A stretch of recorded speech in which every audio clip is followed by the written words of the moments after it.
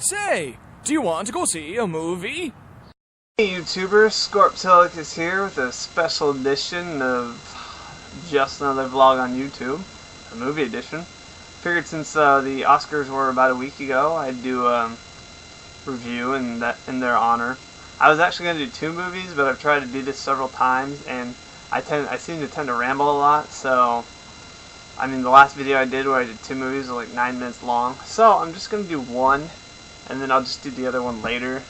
So I may be doing a lot of movie reviews because I got a lot of movies I'd like to talk about, but yeah, I guess I talk about them for a long time.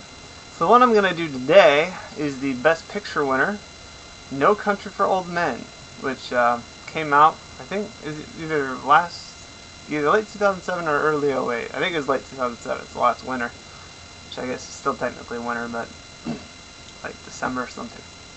So, the movie is starring Tommy Lee Jones, very famous man, so I don't think I need to go over his work because everyone will pretty much recognize him. Javier Bardem, who won Best Supporting Actor for his role in this, and Josh Brolin, who I've only seen him, I think, once before this movie in Grindhouse last year, so I don't think I'd ever seen him in anything else, but who knows, maybe I did. I should check it. Maybe I'll check IMDb later and see if I have. Anyway, the movie takes place in Texas in the early 1980s, and Josh Brolin's character is just a Texas resident living down there who's out hunting one day when he comes across a busted drug deal and finds not only a bunch of dead drug runners, but also $2 million in cash sitting in a briefcase. So, like any good person, pretty much I think any of us would probably do, he takes the money. Because when you see $2 million laying out, hard thing to pass up. Yeah. So, of course, it is drug money, so that leads to bad things. A bunch of drug runners come after him, as well as a crazy, psychotic hitman played by Javier Bardem in his Oscar-winning role. Tommy Lee Jones' character plays the local sheriff who is pursuing both Brolin and Javier Bardem's character as the hitman leads a big trail of bodies in his wake, so obviously that would kind of grab the cops' attention. So he is kind of chasing both of them, and the whole story is basically just the three of them running around Texas and Mexico and the surrounding areas and Brolin trying to stay alive, Javier trying to get his money back, and Tommy Lee Jones is trying to figure it all out.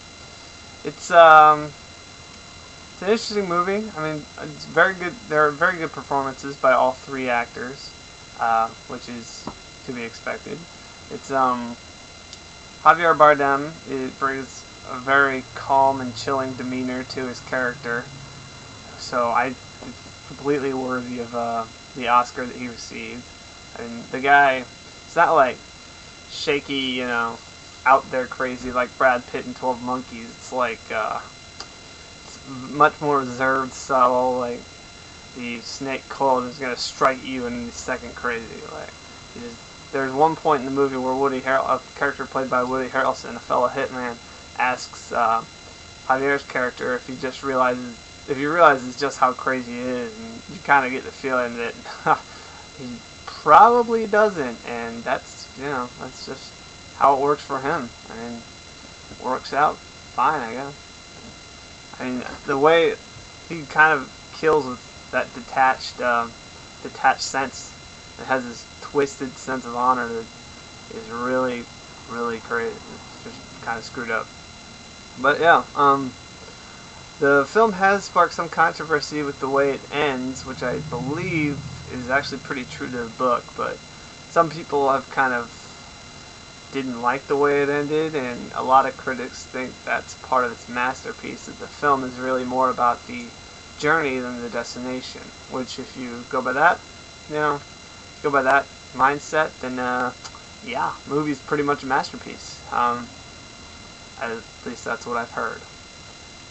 But yeah, so I would highly recommend this movie, especially if you're a fan of the Coen brothers, who won for writing and directing it, and have come up with such gems in the past, like Fargo, The Man Who Wasn't There, and The Big Lebowski, which I enjoyed. They also made that film a few years ago where Tom Hanks dressed up like Colonel Sanders, so sometimes not even they can be that terrific. But I think this is definitely one of Coen's hits. So if you're a Coen fan and you've enjoyed their good work in the past, then I suggest checking this out. I don't think you'll be disappointed. And even if you're not a Coen fan, if you've never watched a movie of theirs or don't know a thing about them, I suggest this movie because it's enjoyable. Kind of makes you think a little bit, I guess, and especially the ending makes you wonder what the hell was going on. So yeah, I recommend it, and I hope you check it out. So have a good one, YouTube.